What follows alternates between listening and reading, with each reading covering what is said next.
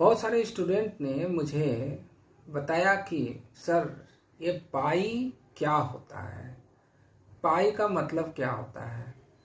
पाई का वैल्यू तो हम लोग कहीं पर 22/7 लिखते हैं, कहीं पर 3.14 लिखते हैं। तो ये वैल्यू आया कैसे सर? इस तरीका का कन्फ्यूजन लेकर हमारे पास बहुत सारे विद्यार्थी आए और उन्होंने इसके बारे में पूछने लगे। मैंने बताया कि ठीक है बच्चों, आपका ये जो कन्फ्यूजन है इसको हम दूर कर देते हैं कि पाई का वैल्यू 3.14 या पाई का वैल्यू 22/7 या दोनों ले सकते हैं, या ये आया कैसे, ये बना कैसे, इसके बारे में आप लोगों को हम जानकारी इस वीडियो के माध्यम से आप लोगों को दे रहे हैं। आशा है स्टूडेंट्स कि इसे पढ़ने के बाद, इसे देखने के बाद आपका सारा डाउट जो है वो क्लियर हो जाएगा। तो बिना देर किए हुए स्टूडेंट्स हम आपको बताते हैं कि पाई होता क्या है, इसका हिस्ट्री क्या है और इसका वैल्यू क्या होना चाहिए। आइए स्टूडेंट। तो स्टूडेंट अब जानते हैं कि पाई का हिस्ट्री और उसका वैल्यू। पाई जो है ये सबसे पहले ये जानिए कि ये जो है इसका जो सिंबल जो होता है वो क्या होता है, इस तरीका से ऐसे सिंबल देते हैं। ये जो है वो ग्रीक लेटर है, ग्रीक लेटर है, ग्रीक अक्षर है, ठीक है। ग्रीक लेटर का यूज किया हुआ है, ये आप जान कर रखिएगा, ठीक है। ये पाई जो है एक इरेशनल नंबर है, इरेशनल नंबर है। इरेशनल नंबर समझते हैं, ऐसा नंबर जो p/q के फॉर्म में नहीं लिख सकते हैं, ऐसा नंबर जिसको हम लोग p/q के फॉर्म में नहीं लिख सकते हैं। p/q फॉर्म में समझ में आ रहा है, जैसे 2/3, 5/7 इस तरीके से लिखते हैं ना, इस फॉर्म में हम लोग इसको नहीं लिख सकते हैं। और जब इसको अगर इससे हम लोग डिवाइड करेंगे, जैसे p/q, जैसे यहाँ पे जो वैल्यू रहेगा वो हमेशा आपका टर्मिनेटिंग रहेगा। नॉन टर्मिनेटिंग मतलब वो कभी भी नहीं कटेगा। तो खैर, तो पाई जो है इरेशनल नंबर है, ये पहला आपको जान के रखना है। अब ये सबसे पहले इसका जो यूज हुआ था पाई का, ये 1706 ईस्वी में किया गया था। कहाँ पर किया गया था? 1706 ईस्वी में आपका ये मिस्र और बेबीलोन, ये जो दो कंट्री है, ये दोनों कंट्री में पाई का इस्तेमाल किया गया था। पाई का इस्तेमाल इसलिए किया गया था क्योंकि यहाँ पर बहुत सारा इमारत बनाया जाता था। उसके बाद पिरामिड बनाया जाता था, उसका डिजाइन बनाया जा रहा था। तो उसको डिजाइन बनाने में, उसका पिरामिड का डिजाइन बनाने में, इमारत का डिजाइन बनाने में और बहुत सारा ज्योमेट्री से रिलेटेड बहुत सारा गणना करने के लिए उन लोगों को कठिन होता था। तो उस समय ही जो है ये पाई का बारे में आया कि पाई कैसे होगा। खास करके जो चक्का जो होता है उसका निर्माण में पाई का बड़ा योगदान हुआ। जब चक्का जब शुरू में जब बनाया जाता था तो चक्का कभी पूरा गोल तरीका से बन नहीं पाता था। गोल नहीं बनने के कारण गाड़ी जो है बहुत अच्छा से बनता नहीं था और उसको खींचने में, उसमें सामान रख के ले जाने में और भी बहुत ज़्यादा दिक्कत हो जाता था क्योंकि गोल पूरा चक्का बन नहीं पाता था। और उस समय ज्योमेट्री का उतना डेवलपिंग नहीं हुआ था। आज हम लोग को लगता है कि हाँ ऐसा क्या है, गोल जैसा बनाने में क्या इतना दिक्कत है, हम लोग एक कंपास उठाते हैं गोल जैसा एक तो बना देते हैं। पहले ये सब चीज़ नहीं था, ये सब बहुत बाद में डेवलप हुआ।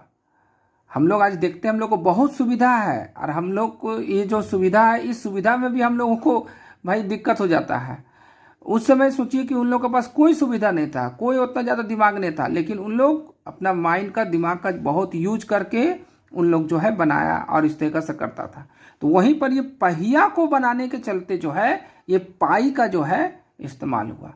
उस समय क्या हुआ है, पहिया का जो आपका ये डायमीटर जो होता है और ये जो आपका सरकमफ्रेंस होता है, ये दोनों के बीच में रिलेशन लिया उन्होंने। बहुत परिश्रम करने के बाद, इन्हें कि एक ही बार में सरकमफ्रेंस का यूनिट लिया 22 यूनिट, माने कोई भी यूनिट ले लिया, सेंटीमीटर मीटर में ले लिया अपना, है ना, और डायमीटर का भी यूनिट ले लिया, मीटर में ले लिया, तो वो 7 लिया। 22/7 का रेशियो में जब उन लोगों ने जब रेशियो लेकर जब पहिया बनाया तो पूरा एकदम गोल जैसा बना, और जब बना तो वो फिर आराम से वो चक्का बना के उसको गाड़ी में लगा के उसके बाद उसका यूज होने लगा। इस तरीके से पाई का अपना काम हुआ। अब इसका एक मज़ेदार इंटरेस्टिंग और एक चीज़ आप समझिए कि हम लोगों का देश भी इसमें पीछे नहीं। हमारे देश के बहुत महान गणितज्ञ कौन, आर्यभट्ट, उन्होंने 5वीं शताब्दी में इसका सटीक मान जो होता है उन्होंने बता दिए थे। और इसका सटीक मान सबसे पहले बताए थे आर्किमिडीज। आर्किमिडीज में जो है एक गणितज्ञ थे, उन्होंने इसका 2000 साल पहले आर्किमिडीज में, नाम हम यहाँ लिख देते हैं, स्टूडेंट याद रखिएगा इसको। आर्किमिडीज ने 2000 साल पहले जो है इसका मान उन्होंने बताए थे कि ये जो पाई जो होता है, ये पाई, इसका सिंबल इस तरीका से हुआ, ये इसका मान जो होता है 3.14 से 3.15 के बीच में इसका मान जो है होता है। इस तरह से उन्होंने पता लगा के बताया। और भारतीय यानी कि जो हमारा देश के हुए गणितज्ञ आपका आर्यभट्ट, उनका नाम भी याद रखिए। आर्यभट्ट ने, उन्होंने भी 5th सेंचुरी में उन्होंने बता दिए थे, इसका सटीक वैल्यू उन्होंने बता दिए थे कि 3.1416 इस तरीका से होता है। ये कभी कटेगा नहीं आगे चल के, लेकिन ये वैल्यू होता है। ठीक है। अब एक और चीज़ जानकारी थोड़ा सा इसमें रखिए कि जो पाई जो है ये ग्रीक अक्षर है, ये पहले आपको बताएं। ये ग्रीक अक्षर जो है सबसे पहले 1706 यानी 1706 ईस्वी में इसको लिया गया था, 1706 ईस्वी में। ठीक है। कौन लिए थे ये भी नाम याद रखिएगा, हम यहाँ लिख देते हैं। उनका नाम था विलियम जोन्स। उन्होंने जो है इस ग्रीक लेटर को पाई जो है, जो यहाँ हम लोग लिखे हैं, उन्होंने ये सिंबल को उन्होंने लिया। कौन लिए भाई? विलियम जोन्स, इन्होंने लिए। और लेकिन ये उतना ज़्यादा फेमस नहीं हुआ। फेमस कराए कौन? एक दूसरे थे, उनका नाम था लियोन हॉर्ड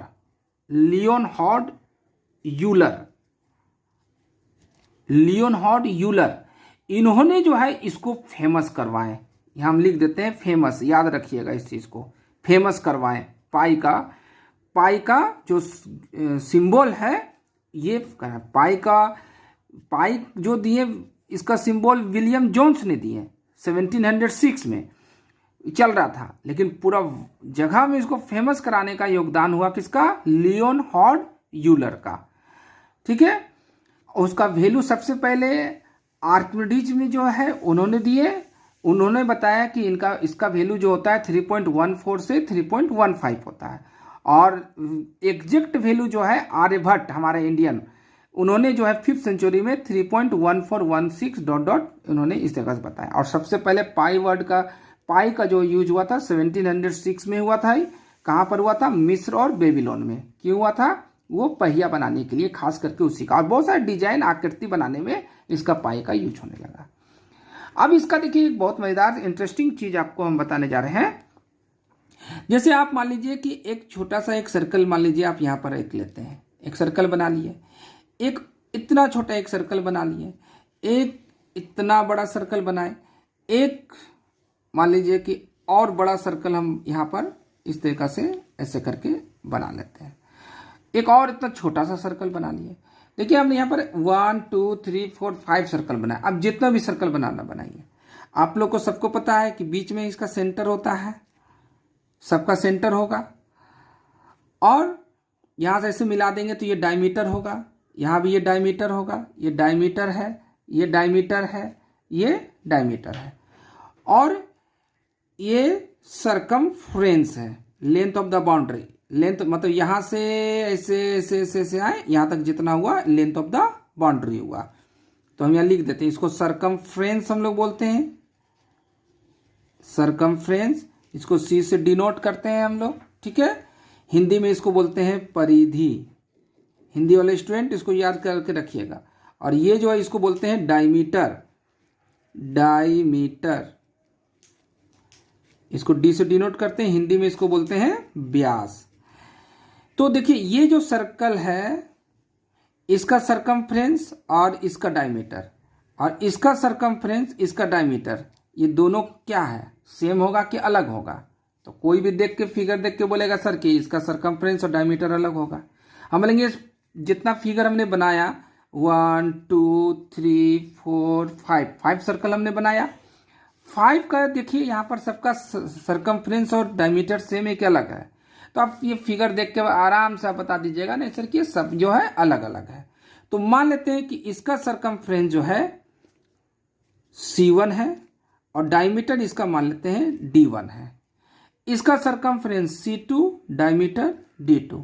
इसका सरकमफ्रेंस C3, डायमीटर D3।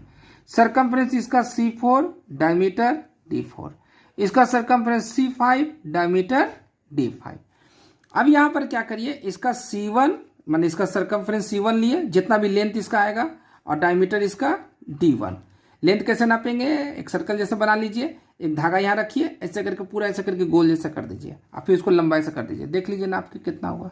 अगर नहीं समझ में आया, ऐसे करके एक सर्कल अपने मन से बनाइए, एक तो सर्कल, ठीक है। और उसको फिर बना लिए, धागा टाइप का बनाइए, धागा से, और उसको फिर कट कर दीजिएगा, लेंथ हो जाएगा, लंबाई से खींच दीजिएगा, लेंथ हो जाएगा। कहने का मतलब आप सर्कल कितनों भी कहीं बनाइए, 5-6 सर्कल बना लीजिए, 10 सर्कल बना दीजिए, कितनों भी सर्कल आप बना दीजिए, उससे कोई दिक्कत नहीं है।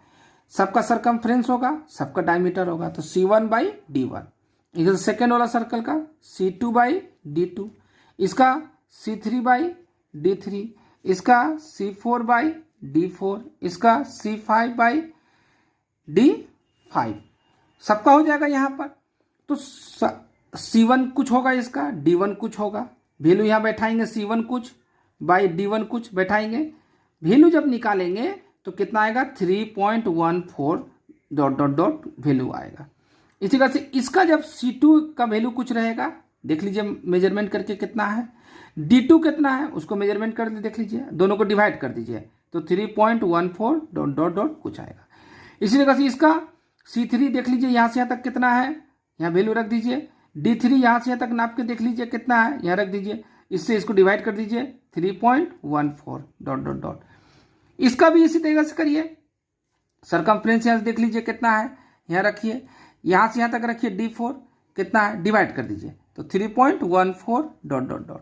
ये जो छोटा सा जो देख रहे हैं सर्कल, इसका भी यहाँ पर वैल्यू रखिए, डायमीटर रखिए, देखिए इसका वैल्यू 3.14 डॉट डॉट डॉट। इस तरीका से वैल्यू आने लगेगा। तो यहां पर देखते हैं क्या है कि 3.14 यहां पर भी आया, यहां पर भी 3.14, यहां भी 3.14, यहां भी 3.14, यहां भी 3.14, सब में ये वैल्यू जो है कांस्टेंट आएगा। कहने का मतलब ये सर्कल आप कितनों भी छोटा बड़ा कोई भी नाप का आप सर्कल ले लीजिए, आप प्रैक्टिकली करके देखिए इसको अपने से खुद से, तब और ज्यादा आपको क्लियर होगा। आप सर्कल बनाइए, एक पेज में क्या करिए कि 4-5 सर्कल बनाइए अपना, उसका डायमीटर जो है नाप लीजिए, डायमीटर नाप लीजिए, डायमीटर सबका डायमीटर नापिए, आप डायमीटर जो है नापिए, और सबका सरकमफ्रेंस नाप लीजिए सबका, और नापने के बाद वैल्यू बैठाइए और देखिए आपको ये 3.14 आएगा, इससे ज्यादा आपको नहीं आएगा। 3.14 ये स्टार्टिंग में आपको 3.14 आएगा तो आएगा, ये 100% है। तो सब में ये कांस्टेंट वैल्यू आने लगा। तो इसी कांस्टेंट वैल्यू को जो C1/D1 जो कांस्टेंट वैल्यू 3.14, बाकी इधर का वैल्यू कुछ भी थोड़ा आ जाए, सेम अलग आ सकता है, डिफरेंट हो सकता है, लेकिन ये इतना दूर तक जरूर आएगा। तो ये जो वैल्यू, ये कांस्टेंट वैल्यू हुआ, ये कांस्टेंट वैल्यू को ही एक सिंबल के रूप में रखा गया और सिंबल दिया गया पाई, इसको हम लोग पाई ऐसे बोलते हैं। ठीक है, ऐसे पाई ग्रीक में PAI पाई ऐसे बोला जाता है, लेकिन सिंबल में पाई ऐसे लिखते हैं। तो यही है C1/D1, यानी कि पाई क्या होता है? पाई जो होता है ये होता है रेशियो ऑफ सरकमफ्रेंस एंड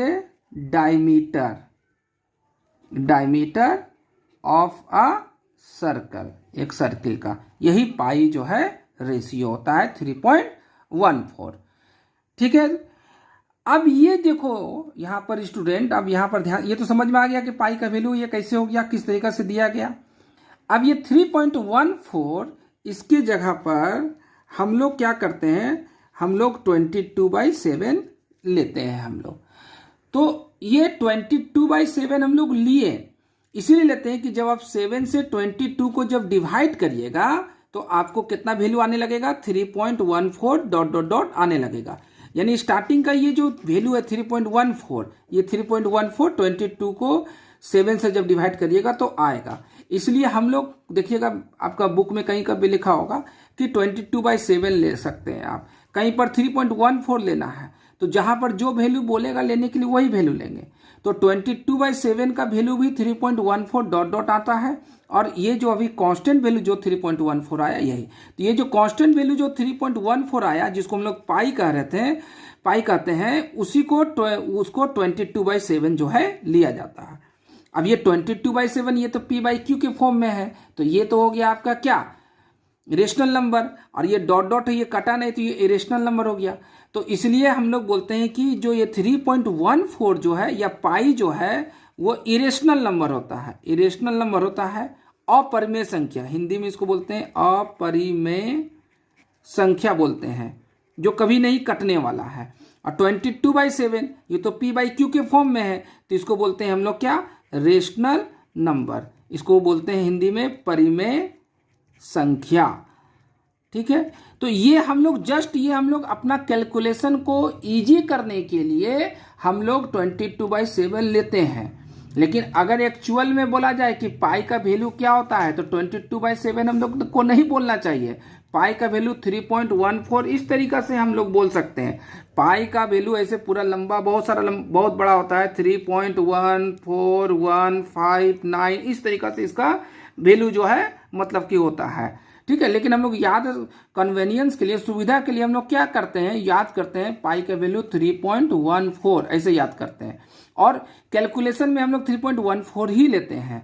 और बहुत सिंपल कैलकुलेशन करने के लिए फिर हम लोग 22/7 कर लेते हैं, क्योंकि डेसिमल में आ जाता है तो ऐसे ही स्टूडेंट का हालत खराब हो जाता है कि बाप रे बाप डेसिमल में आ गया, कैसे अब सॉल्व होगा।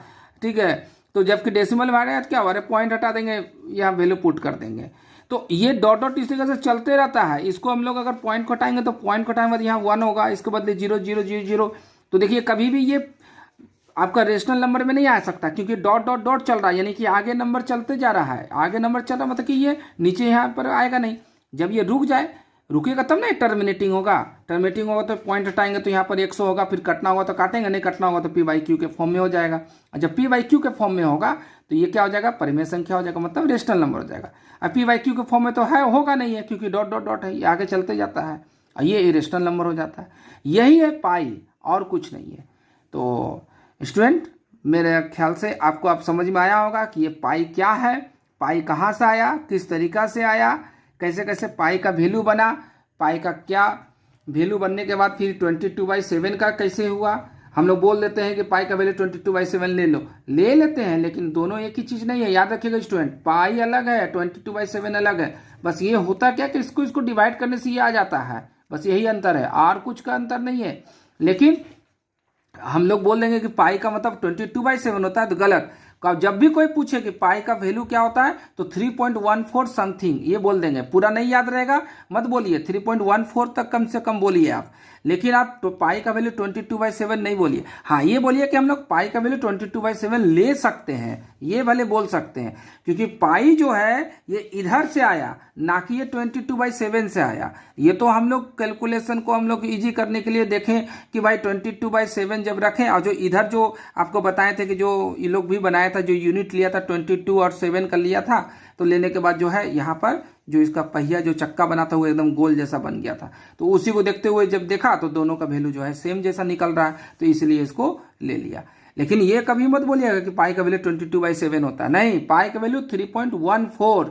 इसको एक एक करके रीड करिएगा, 14 मत पढ़िएगा, कभी भी अलग होता है ऐसा, 14 इस तरीके से रीड करिएगा। यही है पाई का यही आपका इतिहास है। इसको बार बार इस वीडियो को देखिए, समझिए। नहीं समझ में आया होगा कमेंट में फिर से लिखिए, हम फिर से आपको इसको समझा देंगे, अलग से भी आपको जो है इसको हम समझा देंगे। तो ओके स्टूडेंट, आज इतना ही। Good day, good bye.